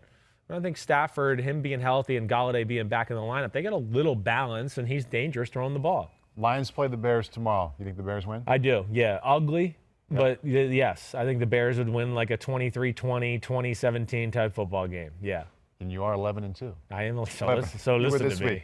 I was wrong. We have one more victory lap. Oh, good. Item here for you. Good. I wasn't tired yet. I needed one more lap. You weren't tired of the applause. The Broncos Twitter account. Oh! Chiefs defeat the Broncos 43-16. Apparently, they were a little upset with you last week. Yes. They can't wait for your next video because let's back up a week. Did you knock their defense before they played the Patriots? Right. And yeah. of course, they caused some turnovers and did really well. But again, I get it. It's the new thing, I guess, of these football teams. But I don't know. Do they really want to mess with me? And because they better watch it. First off, this is the team. Like this wasn't just no. This is the team. This is the team. This is the Broncos. I mean, how dare I said their defense is average after giving up 38 points or 28 points to the f***ing Jets, and then getting owned by the Buccaneers the week before that. Yeah. So yes, either way, I did say it. I'm glad that they got a little karma back their way. Defense did some good things yesterday. Their defense, in all seriousness, was not that bad. Pretty good. I mean, because the Chiefs special teams and the Chiefs defense scored touchdowns, so the score was a little bit misleading. That's where the Chiefs, again, it's where I find them to be special. You know, we always think about, air show. Oh, last week they ran the ball 40 freaking times down your throat. This week, it's just, hey, we got playmakers everywhere. We don't have to do this. Yeah. You know, like you said, pick six, kick return, interception by Frank Clark as he's getting pressure. It was interception or fumble or whatever. They just got playmakers all over the field. That's what makes them so dangerous. They can really change the way they beat you. And they beat you by 27 scary. points when the passing game doesn't really didn't do anything. They didn't even need to get into they just barely got out of neutral in the game. Right. Yeah. Right. All right, take it up to 100, presented by Head & Shoulders. It's officially time to take it up to 100, presented by Head & Shoulders. Davante Adams, Packers knock off the Texans 35-20, 13 catches, 196 yards, 2 touchdowns. Most receiving yards by a Packer since Jordy Nelson back in 2014. And this is another one of the most popular narratives the day after. Everybody asking, why didn't they double team? Why could they not double team? I'm surprised. Once, Davante Adams. He was unbelievable. He really was. I mean, he's some route runner. He really is. He's tough. He's got great hands. I think he's better after the catch than maybe I give him credit for at times. Romeo Crennel, defensive coordinator for the Houston Texans. Interim head coach right now. Came from the Bill Belichick school, right? I'm surprised. I think I'm as surprised as Rodney Harrison was on Football Night in America last night because he just, no Aaron Jones. You would think at some point, wait, okay, we've seen 6 catches for 110 yards now. Let's maybe double. What form does the double team come in? Like literally 2 guys lining up over him or one? They could do it either way as far as how What's their the most defense common is. way? Because I think people throw out double team all Right. the time. And how often does it really happen? Yeah, no, more times than not, a double team can be, hey, safety over the top. I'm playing man-to-man, but I'm allowed to trail him and play all the underneath routes, or if he gets by me off the line of scrimmage, I can play for if he's going to stop and run a 20-yard out route, I'm going to be underneath it because I got help up top. So there's that type of double, and then there's also more of the bracket type of double where you could go, okay, hey, I got you man-to-man. I'm going to play a little outside leverage on you and make you release inside because I got help inside. So when you break out, I got you. But when you break in, the other guy's going to get you, right? That's the other form of maybe double team, more of a bracket double team rather than the safety help double team. But never happened. And this is where I think Rodgers and Green Bay are amazing. And it can go back to our conversation earlier about Russell Wilson and DK Metcalf. Rodgers is a machine. You give one-on-one to Davante Adams, he's going to go, he's better than your guy. Right. And I'm better than anybody. So I'm just going to throw strikes and he's going to catch it. And they just will tear you apart. And they will force your hand that way. They will continue to go back to the well over and over. LaFleur is cool that way too, to where they force you and then they're going to do something off of it. But yesterday they never forced them. So they just said, let's keep it going. And I think making it one level more confusing as to why they didn't do some kind of double teaming. Yeah. Because Who else are you really worried about? I know. I think that's a great question. It's something Rodney brought up last night. There's no Aaron Jones in the lineup. I mean, is it Jay Sternberger we're worried about? There's nobody. So you're right. That's where I was totally amazed by that approach. And especially man-to-man Houston secondary that is really strugglesville. I mean, just not good at all. There's nobody that can live on an island on that team, man-to-man with Davante Adams. And I just am shocked that Romeo Cannell, just died on the hill with that one. At Brennan Daly, 1252 asked, Yeah. Davante Adams is putting on a clinic today. Put him in your top 10 wide receiver list. Yeah, he is. I mean, listen, out of all my lists I've done in the last 2 years, my last top 10 receiver list is the one that deserves to be shitted on the most, okay? So I'll say that. I think it's Shat. Shat. It deserves a shat. It does. But, yeah, I messed that up. There's no doubt. I mean, he is. He's proven that he's a top 10 receiver. I wish the guy could stay healthy all the time. But when he is healthy, yeah, there's really no weakness to his game. Not that he's a burner and always going to take slants 60 yards, but has certainly enough of that and just has great, what do I want to say, cachet, rhythm with Rodgers. Everything is just on point. We're approaching the midseason point here. Pete, I think sometime coming up here, we should do like half of a regular show and then about 45 minutes on some re-rankings, some midseason. Yeah. All my other rankings have been right, so I don't know. I screw off on all my other rankings. They're my receiver rankings, okay? I didn't bring it up because it was wrong. I know. I know. No, it does. Too many times I get that conversation anyways. Well, how could you have this guy 1 this year and that guy 7 the next year? Yeah. Well, because it's a new year. It's just there's a lot of things that change. It doesn't hold. The quarterback thing has messed everybody up because we just saw Brady and Manning were 1 and 2 for 16 years straight. Right. So how could that ever change, right? And then you get into other positions and people just can't buy that sometimes. But there is. And the receiver one, as I've said all along, there's 20 top 10 receivers in football. There really is. It's like there's 10 top 5 running backs in football. It's just beauty of the eye of the beholder. Yeah, it's confusing stuff. Try to keep up with this great brain of mine. Yes. 70% of the time it works every 100%. 100% of the time. Something like that. Yeah. Film deep dive number 2. Yeah, let's do it. Shit, I forgot we had to do this. Yeah. You forgot? I did. You didn't forget. You just have to rework your notes here. Open up to the right page. Yep. Which one do you want to start? Steelers D, Titans O, other way around? Take a look here. So we have Steelers beating the Titans 27-24. I like this one here. Richard RW27 would like for you to sing to the tune of "Oh Aaron Rodgers," something with Ben Roethlisberger. I saw this on my Twitter. Oh, Big Ben Roethlisberger, you look so good yesterday. What a big win for your Steelers. I got to come up with a good song for Big Ben, though. It's too many syllables. Yeah, well, it doesn't flow off like, oh, Aaron Rodgers. It doesn't flow off that way. But I got to think of a Big Ben song. Yeah. I will. Big Ben, yesterday. What'd you think? Well. And while you're thumbing through there go ahead. For your number one Ben thought, I'm gonna find a number here I want to throw out when you're done. So you go ahead with Ben and what you saw yesterday. Yeah, well, I think Big Ben played great yesterday. I really do. Now, listen, I know he had the 3 interceptions. One was a tip ball at the line of scrimmage. Another one was a green light to take a shot right before the half in the end zone, which I don't know why Pittsburgh did that. They're up 24-7. You had 14 seconds left. They had no timeouts. I'm just shocked they didn't play to go up 27-7. I am surprised by that. Yeah. Mike Tomlin being a defensive coach, knowing Tennessee's pretty good on the offensive side of the ball, all that. And then even late in the game, the last interception I think is the one probably that's the worst because that one didn't bother me. Why did it bother you? Well, it's 27-24. I think the idea of it is still okay with me, but what I would just still say is, man, you got maybe the best defense in football. Okay. Just go up 6 and see if they can go down and score a touchdown on you. So maybe pre-snap, whether it's in the ear or Ben being, he's been playing since 2004. Okay, right.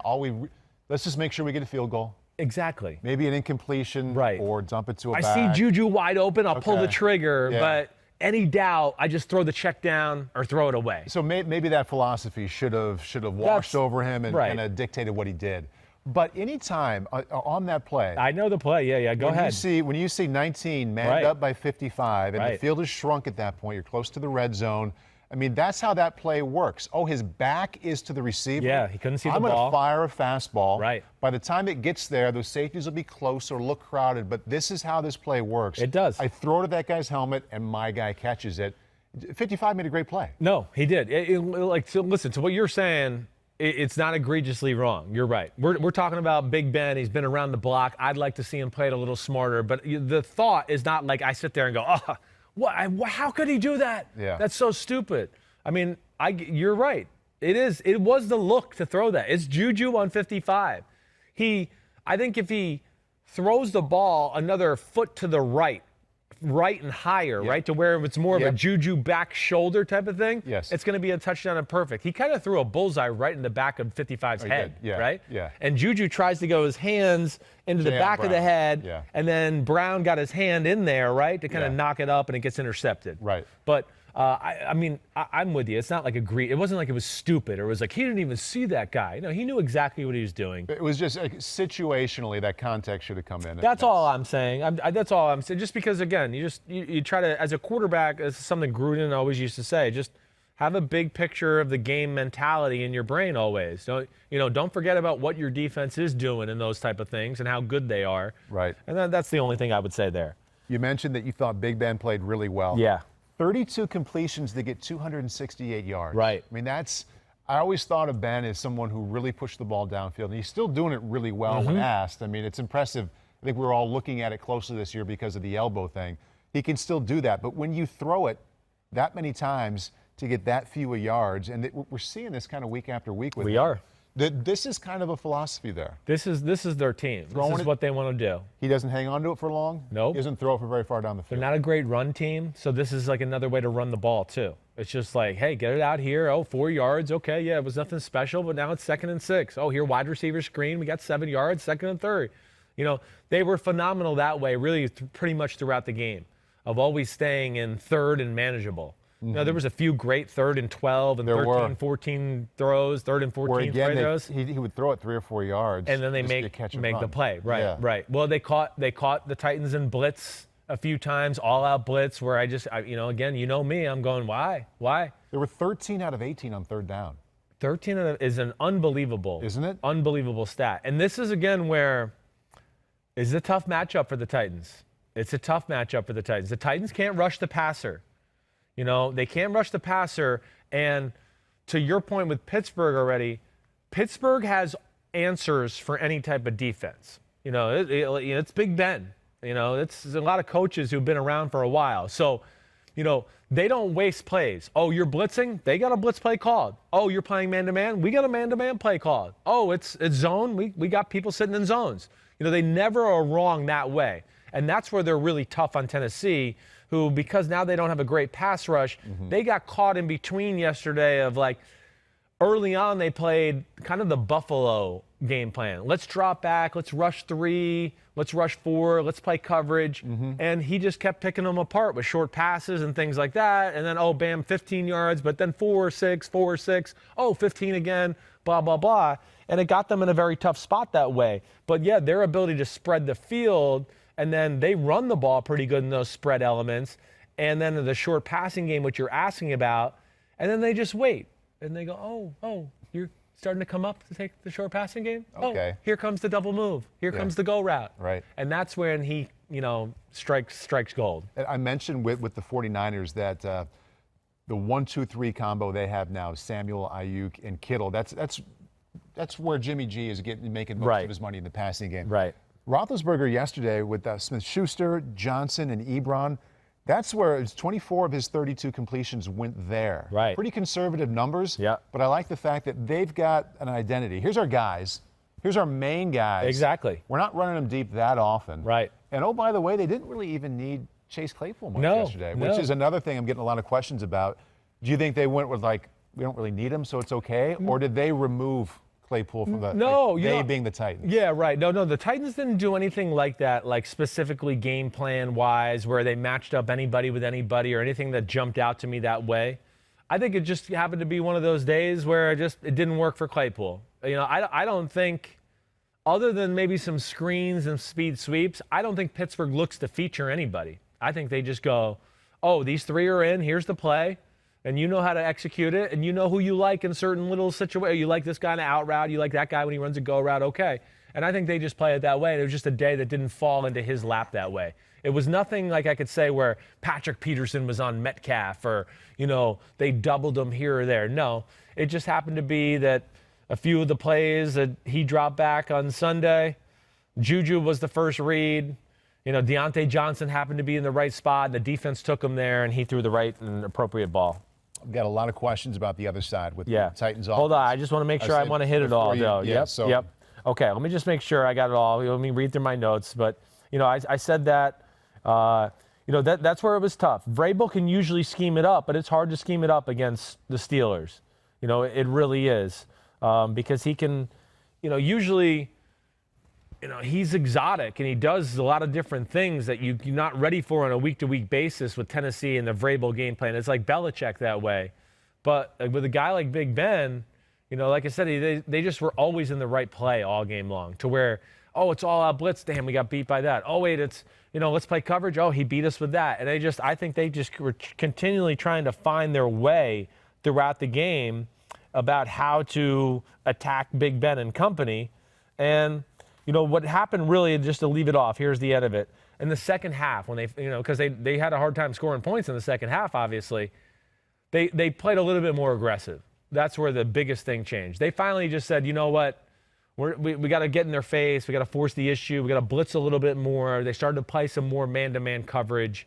And that led them to at least getting off the field a few times, where in the first half they couldn't ever get off the field. Right. I think that's about it. And the question I had in my mind, too, before we move on, I think it was about a month ago, it sounded like you kind of liked the Steelers a little bit, but you weren't quite sure what their identity was going to be. Right. Last month has answered a lot of questions that way. Definitely has. I know their identity. Their identity is they want to be a spread, like a 11 personnel team, shotgun, short passing throws that you brought up. Yep. A lot of screens. They got wide receiver screens. They got, fake a screen here, fake a screen there. Here's Vance McDonald over the middle. They got Eric Ebron. James Conner's a good space shotgun runner because he's a little bit of a dancer type runner. Like, I got the ball, the shotgun. Let me just figure out where the hole is. I think this is what they are. And they're going to use that short passing game as kind of their substitute for a dominant run game like we've seen them have in traditional Steelers years. Steelers defense against the Titans offense. I think the headline there, Derrick Henry, 20 carries, only 75 yards. It's for a lot of backs, it's a nice workmanlike afternoon. For him, it's much lesser than what we're used to seeing. A great question here. How did Pittsburgh limit him? Was it with scheme or with talent? I'm going to go more talent on this one. It is. Now, the 3-4 scheme can always give a little bit of the inside-outside zone type of offenses a little bit of an issue. Why is that? Because it's no longer just one guy for one gap, one gap, one gap, to where that's how they stress you out a little bit sometimes. Hey, let's stretch the gaps out. And now everybody's got to move horizontally, and now the gaps are really big. And if we just push one guy in the back, now that gap's 10 feet wide, where, Pittsburgh doesn't fall into that. They're just going to be like, okay, yeah, fine, that gap's big. That's great. I mean, we're just going to hold you here, and one of our linebackers will run through that gap and tackle the guy. We're not going to let you do that. But more than not, hey, it stinks Taylor Lewan's not at left tackle and all those type of things. But this Steelers front seven, it's just beast after beast after beast. I don't know any other way to say it. I'm not sure that I can ever see Tennessee having a successful run day on Pittsburgh. Where I'm a little surprised is they came out with a little bit of an attitude of, I think, like, we're Tennessee. We'll still be able to run on you. We don't care. Right. And that was apparent from the get-go. Like, no, you might have a run here or there for 10, 12 yards, but you're not going to be able to just live on Derrick Henry today. And I think if they probably look back at it, they'll probably come back, next time we might need to come out with more of the pass-first mentality, see if we can back them off that way, and then get into what we got to get into. What'd you notice in the Steelers defense without Devin Bush? You know what? It wasn't bad. I mean, Vince Williams was awesome yesterday, and the kid Spillane did a nice job. He's an extremely great reactionary athlete. Listen, it takes a special athlete to play middle linebacker for the Steelers because, like we just talked about, it's not like, hey, I'm middle linebacker, I have this gap. They have to play a little bit of like, they call some crazy stuff up front where they stunt D linemen and do a lot, and they kind of just got to like be the Band-Aid. Like, they left a huge gap here. I just got, Tuitt and Hayward did something crazy, and now there's a huge gap. I got to cover it up. And he's great at doing that type of stuff. Very athletic. Man, the hit he had on Derrick Henry where he had to come out of the game on the goal line, that was some collision. Car crash, I don't know how violence. Derrick Henry got up. You're right. I mean, he hit him right in the chin, and Derrick Henry doesn't blink. And then there's Spillane is like, knocked in the next week. I hope he's okay, but he did a very good job. He really did. Hey, 24-7 at halftime. It looked like the Steelers were just kind of in a different class. Yes. At that point, so Tennessee starts to come back. OSL LB56 asks, did the Titans dominate the second half, or was it more the Steelers taking their foot off the gas? I think it's more the Steelers taking the foot off the gas. I do. And I didn't feel that way watching the game yesterday. Yeah. When I was watching it on TV, I felt more like, oh, no, I think the Titans are kind of having their way. But I watched the film back again this morning and went, no. 2-play, 75-yard drive, right? Mm-hmm. They hit the little play action pass, in cut to A.J. Brown, touchdown, right? So that's one drive.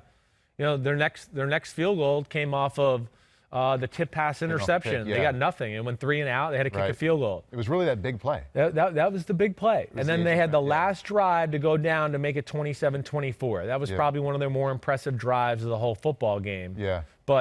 And that was work. And that took, I believe, 2 penalties to help them get down there, if I'm remembering that correctly. And a really, really nice 3rd and 12 pass, I think, to the right. To the right sideline, and they're there. Yeah. Right. It was a 2-man, and I think he still threw it out there and threw a strike. Ball. Right. Thinking of Tannehill, we've been so complimentary of him. He's deserved it the last month. What'd you think of him yesterday? Well, it was not his greatest game, but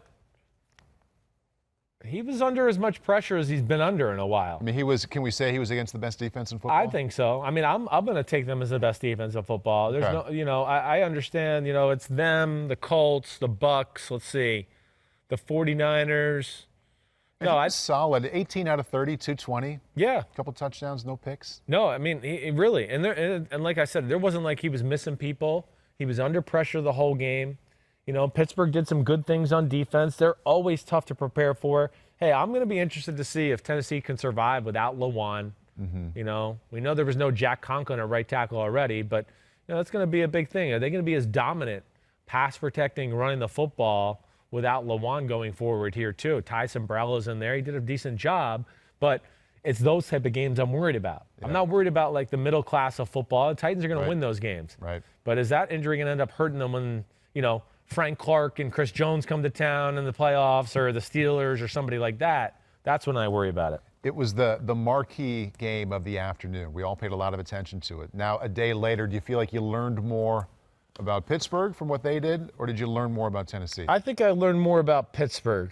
Yeah, I think I came away just going, all right, Pittsburgh's D is definitely as real as I thought it was, right? I mean, because that offense has everything in Tennessee. They can do whatever you want. And I think the other thing is the offense, it's the second week in a row, they've shown me an identity. And I was the Browns the first week where I was like, I don't know, it's still the Browns. I'm not sure how good they are. Right. Tennessee, I knew I could count on them to throw them some different defenses, some different wrinkles at them.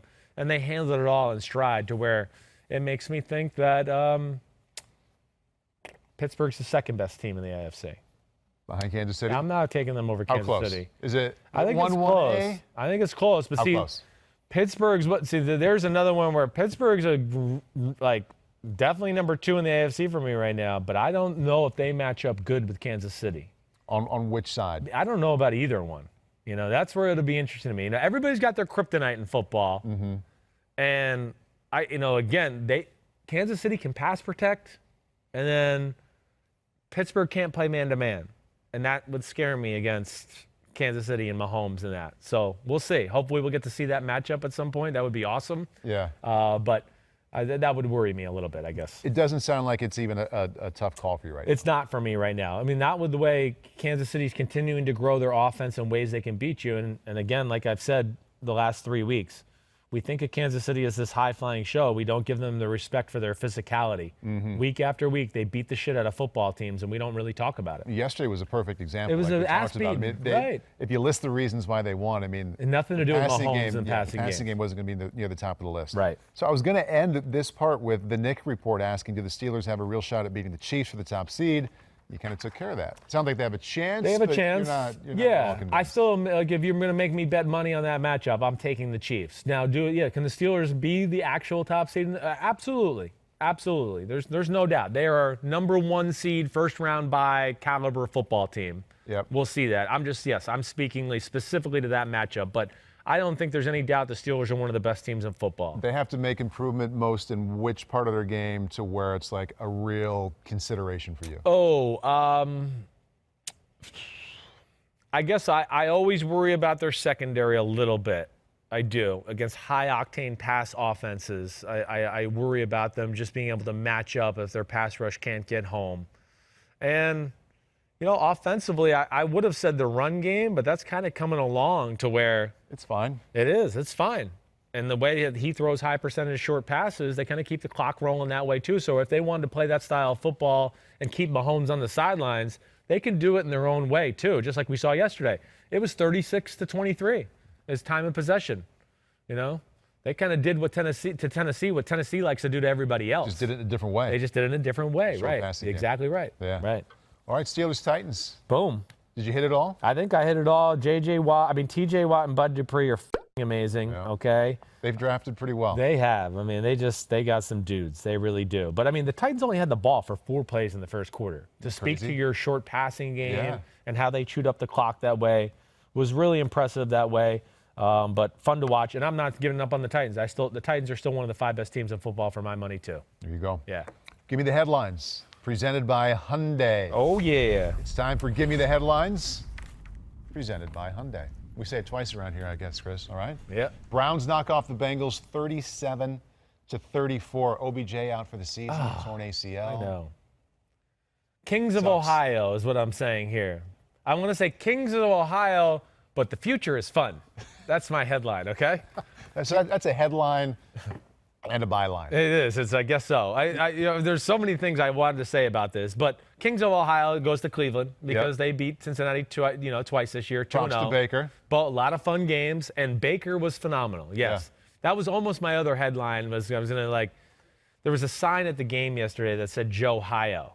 Yeah. For Joe Burrow in Ohio. Mm-hmm. And I wanted to maybe say, well, if it's Joe Ohio, then it's Baker Natty, right? But that didn't sound that right coming out of my mouth, so I didn't want to do that. I know the sentiment. Pete says Yeah, he said no. So we're going with the Kings of Ohio, as in the Cleveland Browns. But the way the game started, Baker Mayfield, he starts 5 in a row. 0-5. Yeah. 0 for 5 and interception. based off of last week, yes. got to throw that in there. Right. So you're thinking, oh my gosh, Right? Yeah. he's in his own head. He's lost it. I really was going. I can't believe this is Baker Mayfield. Yeah. I was sitting there doing that. Yeah. And then 21 in a row. And then we're sitting there watching the game, and we have a guy that kind of keeps stats and track of things in the game in the room. And, I go, man, Baker looks like he's completed a bunch in a row. Up there, that's 12 in a row. What? That's 12 in a row? Yeah. Hey, it's 20 in a row. What? 20 in a row? And it's not like they were all easy passes. They were down the field. Saturday, Big Ten football's back. So now Right. it feels like a real college football season at my Right. house.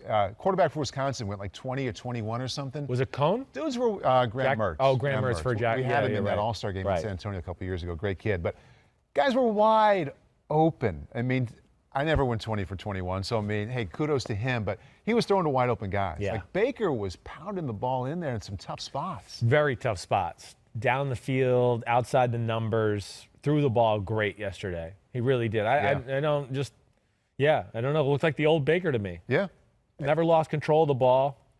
And he doesn't get the headline, but Joe Burrow was fun to watch. That's why I wanted to say that was where my byline future is fun. Yeah. Because that's what I mean.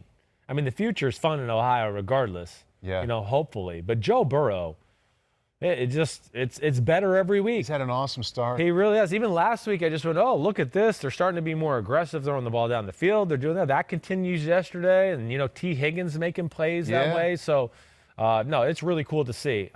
Joe Burrow is one of my favorite players already in football just because of the way, he handles himself. There's something cool about him. Looks great. Yeah. It's a little bit like last year. It's in a different package with the way he plays. But as the season went on and the Cardinals weren't really going to be a player, it's like, hey, the number one pick is pretty good. He is, Let's watch him a little bit. It's the same thing now. The Bengals aren't a great team, but, man, Joe Burrow is fun to watch. He is. He definitely is. They got their guy for sure. Saints beat the Panthers 27-24. Don't forget, they're still missing their best player. And that's what I mean by the New Orleans Saints and, no Michael Thomas. So, people, I think, are a little like, oh, 27-24. Hey, Carolina's better than we all want to give them credit for. They got weapons on the offensive side of the ball. Don't forget that Bridgewater and Joe Brady, came from New Orleans, so they had a little beat on the defense there that way. But either way, I still like a lot of the things you saw from the Saints. The Saints offense, I think, has got it rolling once again. Whatever way they want. And, Michael Thomas is not back, but Breeze was good. The run game, every week we've seen them been able to feature different receivers, and that's been a work in progress. Emmanuel Sanders out of COVID-19 and of course, Michael Thomas with the injury. But I'm a little concerned still with their defense and some of the big plays they let up. I am. They seem to mess up 2 or 3 coverages every week. They have moments of where they're physically dominant, and you just go, oh, they got it. Carolina's not going to be able to move the ball. And then all of a sudden, they just keep going down the field. But I'm still a believer in the Saints. 4-2? They're 4-2. And like the Bucs, I look at them to be the potential team that's the most well-rounded, one of the most well-rounded teams in football. Again, how could, Seattle's all about one guy and the offense. Right. Green Bay, I still have issues that I worry about them with the team a little bit here and there. But I think New Orleans and Tampa are the ones I see the most potential greatness for, I guess. And I think I remember correctly, you said earlier in the show that you think Tampa's the most complete team in the NFC. I do. New Orleans the closest to I them, probably maybe? think I'd go number 2. Yeah, I think I would go number 2, New Orleans. Yeah, as that next team there. I think they'll figure out the defensive issues they got. And then when Michael Thomas is back, I think that's going to be a big difference for their football team. Ugly game to the AFC East. Bills beat the Jets 18-10. Oh, baby, that's just what the doctor ordered. We lost 2 games to the Chiefs and the Titans. Man, we need a cupcake, and we need it to be green. Oh, the New York Jets. They're here. Ay, ay, ay. I mean, ugly game. That's 3 games in a row for the Bills. Not No. Well, so good. The Bills, they're not the Titans or the Chiefs. They're not. And the Bills, a little like, again, back to Kyler Murray and Russell. It's all on one guy. It's all about drop back and throw it, and our pass game's got to carry it. We can't run the ball. We can't really play defense that good. Josh Allen, Brown, Diggs, Beasley, you guys got to make it happen. That defense, is that a surprise for you that you're saying that about them? Yes, it is. I would have never thought I would have said that. But it's as I know you're kind of in and out, but I have broken them down a few times throughout the year where I've been saying there's issues here. And it'll continue to be an issue. It's not going to get fixed. Yeah. As good as McDermott is, they have true talent issues, and they're compromised a little like some of the other teams we've talked about. They can't rush the passer, and they can't play a man-to-man. So when you don't have either one of those things, that's really tough to be good. Right. It is. Misery loves company against the Patriots next week. Right. So that's going to be an interesting one. But either way, they found a way to get it done. Greg Williams is a smart guy, too. Even though that Jets defense doesn't have talent, he knows how to take away certain aspects and schemes of an offense that make it work, to where I'll be interested just to look at what he did on that side of the ball. And, hey, the Jets had a freaking chance. It's 10-3. They got the ball. You're going, ooh, they might go down to get a field goal. And Sam Darnold throws a really bad interception. I just can't believe he threw it. It gave the Bills the chance to kick a field goal and make it a 10-6 game at half, and they just field goaled them to death throughout from there on out. But, yeah, I worry about the Bills just because it's too much on one guy to have to lead the team in rushing and passing every week, just about. And like some of the other quarterbacks, he led his team in rushing, just like Russell Wilson did. And all, it's, to me, that's not a good thing. Right. I totally agree. It's not a good thing. Yeah. It's cool, but it's not good. It's not great for your team. Tonight's Monday night, Bears, Rams. Your ticket to not participate much in the dinner process or the getting the kids to bed process. And a pretty good matchup. Yep. Kids, come here. Give me a kiss. I'm not coming up tonight. Okay? Nope. Dad's watching the game. Why, Dad? You won't come home and tuck me in? No. Come here and kiss me. Do you get why can't we watch the game with Dad? Well, my son will be the king of that. Yeah. He's going to play Fortnite and do every other stupid thing in the world. Yeah. But then, 5 minutes before he has to go to bed, all of a sudden he wants to sit on the couch and enjoy the game. Don't you want him to? I really do. Yeah. I do. Yeah. And, I try to make him at times where I'm like, dude, put your phone down. Just sit here. Let's watch Patrick Mahomes. Yeah. Or whatever. Yeah. But, I'm actually excited for tonight. Yeah. Who you got? I'm going Bears. No, I'm not. I'm going Rams and an ugly, close one. I wouldn't be shocked if the Bears won this football game. It's going to be a defensive struggle, I think, all the way. McVay usually struggles with this type of defensive scheme. What is this type? This 3, 4, 5, and 6 people at the line of scrimmage. This is where, if you remember 2 years ago when they went to the Super Bowl, they struggled up in Chicago playing there in a Sunday night football game. Belichick used some of that same game plan in the Super Bowl to beat the Rams later that year. You know, the two-gapping against the zone scheme, like we talked about, it doesn't always work in the run game. And then, you know, Pagano's a great zone coverage teacher to where I would be shocked if the boots and the play-action passes are wide open for the Rams tonight. Now, I think the Rams' defense is good enough to hold the Bears' offense in check, too, and that's why they win a close, ugly football game. I think I picked like 23-20 Rams. If you picked it, it's going to happen. I mean, well, probably. It should. Change your name it to should. 11-2. We'll see. Next thing here it says is Wednesday coming up with me, but Pete just told me that that's a typo. Oh, sorry. I'll be watching. See ya. And then come back next week. Okay. Yeah. You make sure you watch. You okay? Your bladder good? I'm good. Whoa, he made it. I could go another hour. Yeah, whoa, he can go. He must have not drank a lot of water today. I can He stay can go here till another hour. Wednesday. I got to go home. I'm sick of this place now. All right, you know what it is. Wednesday, what the happened? I think Big Phil will be back in the fold this Wednesday. Nice. Finally. Yeah, it's been a while. If he calls you back. I mean, if he calls me back. He was a little bit better last week, so we're good. Yeah. But thanks. You the man. Good to see you. Yeah. Peace out. See you Everybody soon. have a good week. Enjoy the Monday night game.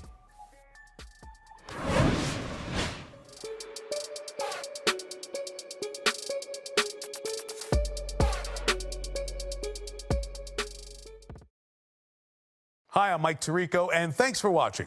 Make sure to hit subscribe for the latest news and highlights from NBC Sports.